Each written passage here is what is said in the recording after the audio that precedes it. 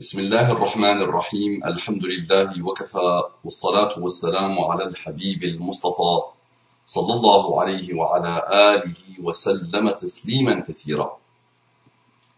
صل وسلم على محمد. إن الله وملائكته يصلون على النبي يا أيها الذين آمنوا صلوا عليه وسلموا تسليما. رب اشرح لي صدري ويسر لي أمري واحلل عقدة من لساني يفقه قولي. Mes frères et sœurs, mes amis et mes amis, mes fils et mes filles, mes bien-aimés et mes bien-aimés, mes ennemis et mes ennemis, ceux qui m'ont déclaré la guerre et l'animosité et la haine et l'injustice. Je vous aime tous en Allah subhanahu wa ta'ala. Je vous pardonne et je vous demande de me pardonner si j'ai dit ou fait quelque chose qui vous a vexé. Sachez que ce n'est pas du tout dans l'intention de vous faire mal ou de vous vexer. Je vous dis aussi assalamu alaykum wa rahmatullahi wa barakatuh. Que la paix d'Allah subhanahu wa ta'ala, sa miséricorde et ses bénédictions soient sur vous, mes frères et sœurs, partout dans le monde. C'est une excellente invocation, c'est un excellent pacte, c'est un excellent engagement. Mes frères et sœurs qui n'ont pas encore voulu ou pu ouvrir leur cœur à l'islam, imprégner leur raison de l'islam, ce que j'appelle mes frères et sœurs en humanité, en universalité, en citoyenneté, j'ai beaucoup d'affection pour vous. J'ai beaucoup d'affection pour vous. Je vous rappelle ce que Allah vous dit et nous dit dans sa parole à laquelle vous ne croyez toujours pas. وَجَعَلْنَاكُمْ شُعُوبًا وَقَبَائِلَ لِتَعَارَفُوا. On a fait de vous des peuples et des nations pour que vous vous entreconnaissiez. Nation et peuple, ça veut dire une différence infinie entre nous. Mais on doit converger tous vers un effort pour que chacun essaye de connaître l'autre, essaye d'aller vers l'autre, essaye de comprendre de l'autre, essaye d'apprendre de l'autre, essaye d'avancer vers l'autre et avec l'autre. D'accord? Qu'Allah vous accorde les délices infinies de la guidée islamique. Un frère converti à l'islam, qu'Allah le bénisse, très apaisé, masha'Allah, qui a déjà un excellent présent et qui aura un excellent avenir et qui comptera, incha'Allah, dans la da'wah, dans l'élévation, dans l'amélioration, à l'avenir, incha'Allah, en France. Qu'Allah le bénisse. Il me dit Salamu alaykum wa rahmatullahi wa barakatuh ya muallim. N'importe quel muallim. Ya muallim, n'importe quel muallim.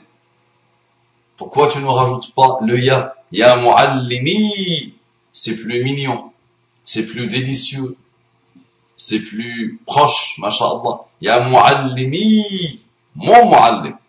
Wa alaykum assalam wa rahmatullahi wa barakatuh. Ya muallimi. Qu'Allah te bénisse. Parce que j'apprends beaucoup de choses avec toi.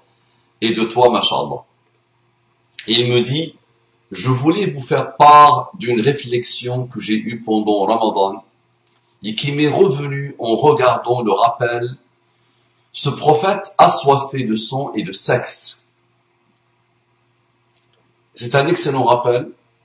Pas besoin que je rajoute des choses, même si je risque de ne pas m'empêcher de le faire.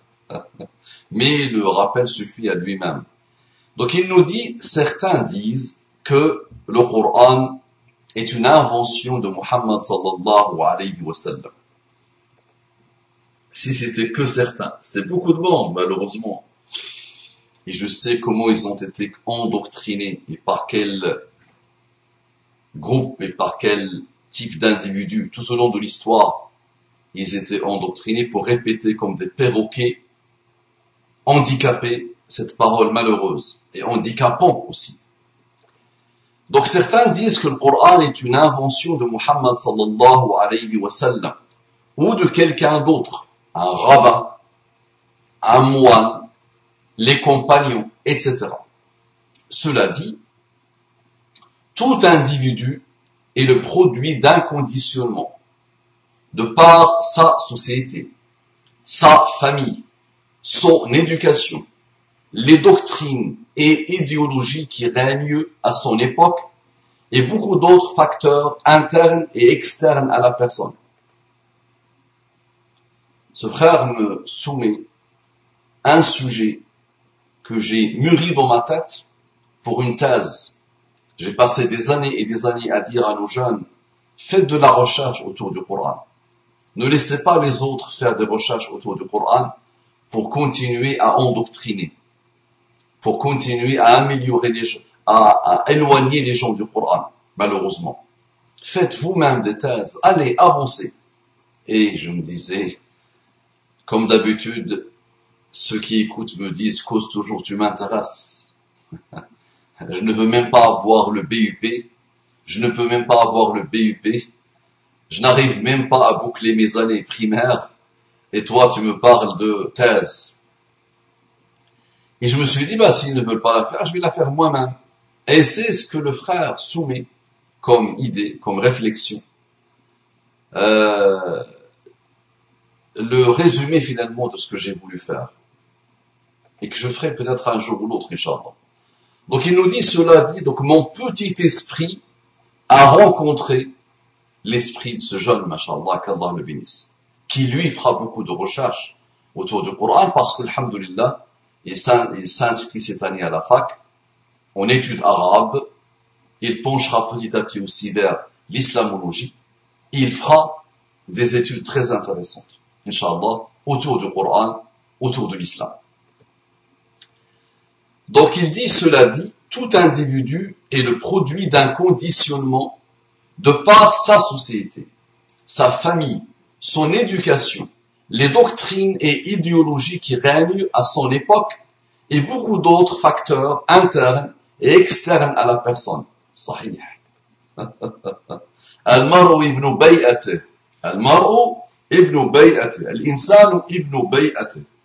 L'être humain est la progéniture, littéralement, de son environnement. Il est l'enfant de son environnement. On ne peut pas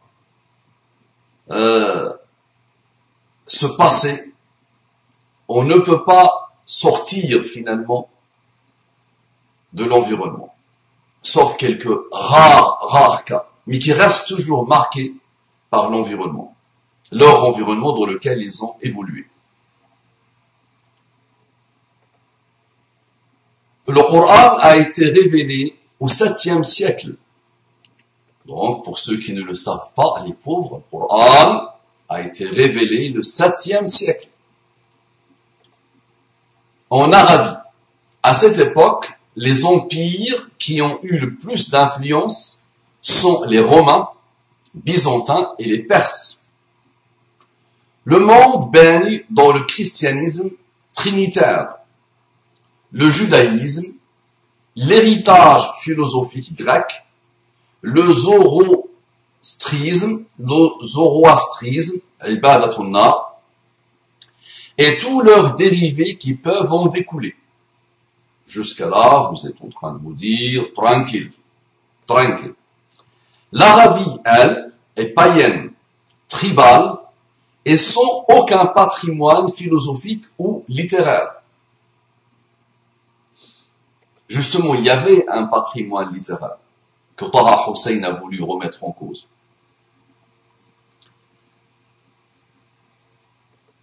Et ça, c'est phénoménal, subhanallah. Ce que tu dis, il n'y a pas d'écrivain. Donc je le dis autrement. Et c'est vraiment cette spécificité qui est le sujet d'une thèse et de plusieurs recherches très intéressantes. C'est, puisque Muhammad sallallahu alayhi wa sallam a écrit le Coran, il a été influencé obligatoirement par d'autres, par le patrimoine littéraire qui a précédé, par la manière de penser de son époque, obligatoirement. Il n'y a pas un qui s'est échappé de ça. Donc il y avait un patrimoine littéraire. Le mu'allaqat est un patrimoine littéraire. Les Arabes raffolaient, aimaient, adoraient la poésie. Le poète était quelqu'un d'un très très grand niveau, qui était très respecté. Ils s'invitaient, ils avaient une fête annuelle, sur Ukad, pour que chacun exprime sa puissance, sa connaissance, son art, sa maîtrise de la poésie. Et dans leur poésie, il y avait des sujets constants. Il y avait des sujets, ça ne changeait pas du tout. C'est les mêmes sujets. La puissance de la tribu, la noblesse, le lignage, les batailles, le courage, les dromadaires, les chevaux, la générosité, la femme, le désert, hein, la gloire des anciens, la bravoure du poète. Il y avait des sujets constants. Toutes les mu'allaqat, depuis le premier poète, duquel nous avons une trace, qui est Abu Layla al-Muhalhil. Abu Layla al-Muhalhil. Depuis cette première trace des écrits, ou des poésies, on a les mêmes sujets. Subhanallah, le Coran est autre. Il sort de ça. Ajib, wallahi ajib. Et aucun étonnement. Pour moi et pour ce frère, aucun étonnement. Donc, c'était une parenthèse, je n'ai pas pu m'empêcher. Donc, l'Arabie, elle, est païenne, tribale, et sans aucun patrimoine philosophique ou littéraire. Donc, elle avait un certain patrimoine littéraire, on va dire. À une époque où l'éducation n'est pas généralisée, les croyances, le suivi aveugle et les ajouts en tout genre étaient monnaie courante. Et on le voit par exemple avec les différents courants du christianisme qui se sont développés rapidement dans le terreau de l'Empire romain anciennement politisé, polythéiste.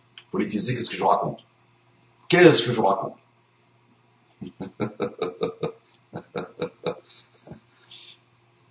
Polythéiste. Je suis un peu fatigué, je viens de me réveiller. Donc, très bien. Et je parle trop. Je n'arrête pas de parler. Là, il y a quelques-uns qui font des invocations. Qu'Allah lui brise la langue. Ils ont fait beaucoup d'invocations sur mon dos, contre mon dos. Et là, qu'Allah lui brise la langue. Il n'arrête pas de parler. Et bien sûr, en plus pour ne rien dire. C'est ça qui est extraordinaire pour nos jeunes. Ils sont en train de se dire, ils parlent pour ne rien dire. Et bien sûr, comme autre exemple, le paganisme qui sévit en Arabie jusqu'à toucher la Kaaba édifiée par Abraham, le père des monothéistes. Le paganisme, on dit comme ça, paganisme.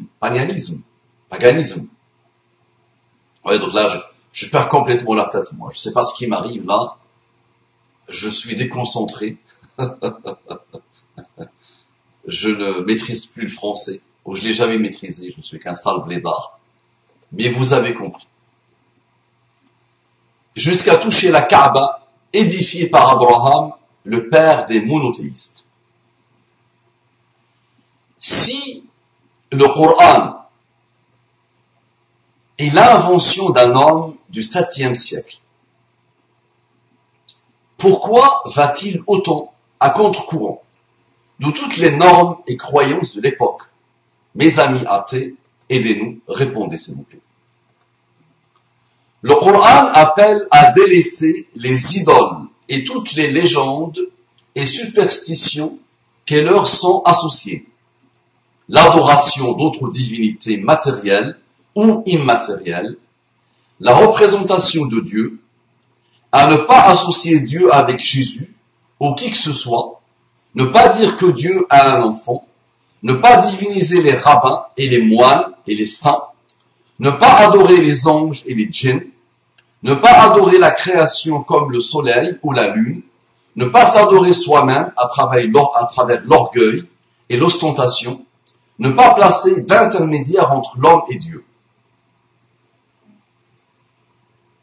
Il appelle également à délaisser le suivi aveugle des ancêtres et à les remettre en question, à délaisser le fait de s'attacher aux richesses et aux biens matériels, les jeux de hasard, la sorcellerie, l'intérêt usuaire.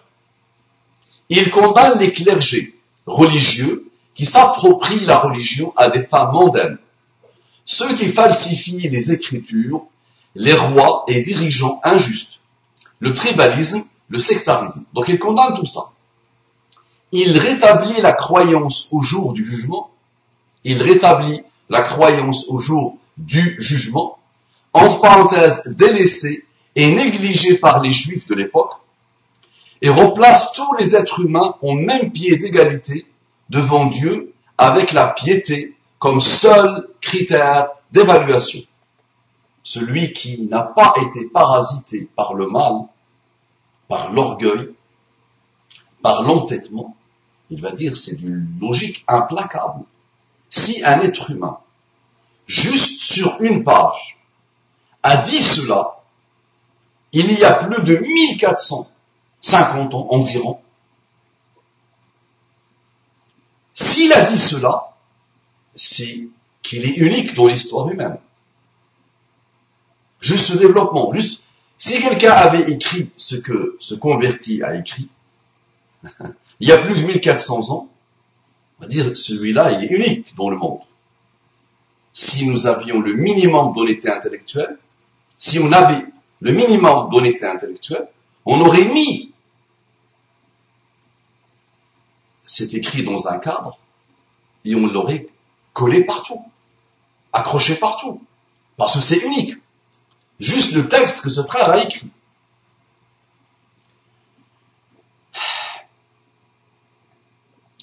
Il est impossible qu'un être humain se détache de son conditionnement à ce point. Eh oui, les amis, moi qui aime lire les écrivains et qui aime lire la vie des écrivains et leur littérature et ce qu'ils ont écrit, il n'y a pas un écrivain, et si vous avez un, montrez-le-moi, qui n'a pas été influencé par les époques qui l'ont précédé et son époque à lui. C'est pas possible. Ce n'est pas possible. Vous le savez, ça. N'importe quel littérateur, n'importe quel homme de lettres, n'importe quel philosophe, n'importe quel chercheur, sait que n'importe quel humain, et on parle de ce domaine-là, de l'écriture, ou de l'art oratoire, quel qu'il soit, il ne peut que être marqué par ceux qui l'ont précédé. Il a beaucoup été biberonné par leurs livres, il a beaucoup été biberonné par leurs idées, et il va, pour exister lui-même, soit les réfuter, soit se baser et se positionner par rapport à eux, en accord ou en désaccord, et il va essayer de rajouter des choses, d'augmenter finalement la production humaine par rapport à ce qui a précédé. Mais il doit toujours, on sait qu'il utilise comme base de travail ce qui a précédé. Mais Muhammad sallallahu alayhi wa sallam n'a pas fait cela. Si le Coran était une œuvre humaine, on pourrait y déceler l'intellect et la philosophie d'un homme arabe ou perse ou byzantin du 7e siècle. D'accord? Et Taha Hussein a essayé de dire que le Coran correspond à son époque, et même l'époque d'avant le Coran était beaucoup plus révolutionnaire que après l'avènement du Coran, au niveau, chez les Arabes. Et le ciel a été remué, les musulmans ont remué ciel et terre, subhanallah. Et on a même voulu condamner, ils ont demandé à condamner Taha Hussein. Et c'est vrai que peut-être l'heure est arrivée, et l'époque est arrivée pour que des francophones, des gens qui sont nés en France, remettent en cause, finalement, avec des études solides, ce que disait Taha Hussein. Il y a des Arabes qui l'ont fait, il y a des chercheurs arabes qui l'ont fait. Mais il faut aussi que des gens remettent en cause, disent à l'humanité, et développent des recherches autour de ce que ce frère dit. Et que Taha Hussein, dans les années 1926-1929 à l'époque, voulait remettre en cause. D'accord? Donc, mais le Coran détruit et se place au-dessus de toutes sortes de normes et de croyances qui peuvent être... Pourquoi je le demande à des francophones? Parce que Taha Hussein a été marqué par ses études à la Sorbonne. On a vu beaucoup de monde qui est venu étudier à la Sorbonne et qui a, subhanallah, perdu plus ou moins sa tête, et perdu plus ou moins son islam. Mais alhamdoulilah, Taha Hussein est resté musulman jusqu'à la fin de sa vie, alhamdoulilah. Malgré ses erreurs de jeunesse. Si le Coran était une œuvre humaine, on pourrait y déceler l'intellect et la philosophie d'un homme arabe ou perse ou byzantin du 7e siècle. Mais le Coran détruit et se place au-dessus de toutes sortes de normes et de croyances qui peuvent être pourtant très solidement ancrées dans un être humain. Et il fait pire encore, il fait mieux encore. Et il détruit à chaque fois, il se place au-dessus de n'importe quelle époque. Même la nôtre. Avec tout le recul social, sociétal, économique et tout ce que vous voulez sur l'humanité, le Coran se place à chaque fois au-dessus et dépasse l'entendement de chaque génération qui arrive, de chaque époque, de chaque endroit, subhanallah. Mais le Coran détruit et se place au-dessus de toutes sortes de normes et de croyances qui peuvent être pourtant très très solidement ancrées dans un être humain. Et justement, les athées, les matérialistes et les évangélistes et les chrétiens extrémistes, et les juifs extrémistes et les bouddhistes extrémistes et tous ces istes extrémistes ont des choses ancrées en eux, malheureusement.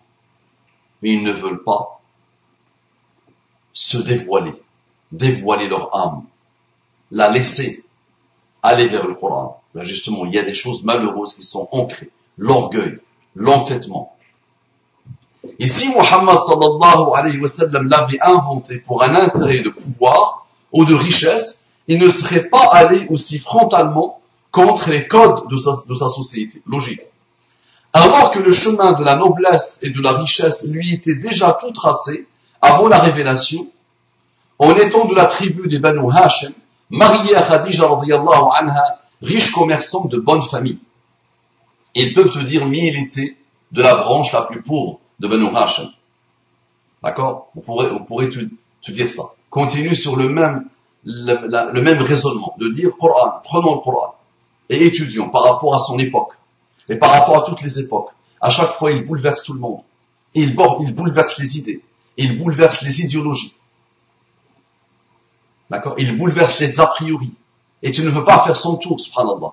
Et à chaque fois, il t'aide à te remettre en question et en cause. Et à remettre beaucoup de choses en cause, subhanallah. Et le plus incroyable dans tout ça, est que la réforme à laquelle a appelé le Coran s'est opérée sur le peuple arabe en seulement 23 ans. Et les Arabes ne sont pas retournés à leur état d'avant l'islam, après la mort du prophète sallallahu alayhi wa sallam. On pourra tout dire, oui, il y a beaucoup de monde qui s'est apostasié. Mais c'est beaucoup plus subtil que ça, c'est très très complexe. Mais en peu d'années, l'islam a visité beaucoup de contrées dans l'univers. Déjà, à l'arrivée de juste la période de Abu Bakr as-Siddiq, Omar ibn Khattab et Uthman ibn Affan, l'islam avait déjà plus ou moins déstabilisé les empires les plus puissants. Et il avait déjà visité pas mal d'endroits. D'accord? Une centaine d'années après la mort de Muhammad sallallahu alayhi wa sallam, l'islam était parti déjà en Andalousie, en Espagne, en Chine, en Inde, et dans beaucoup de pays, subhanallah.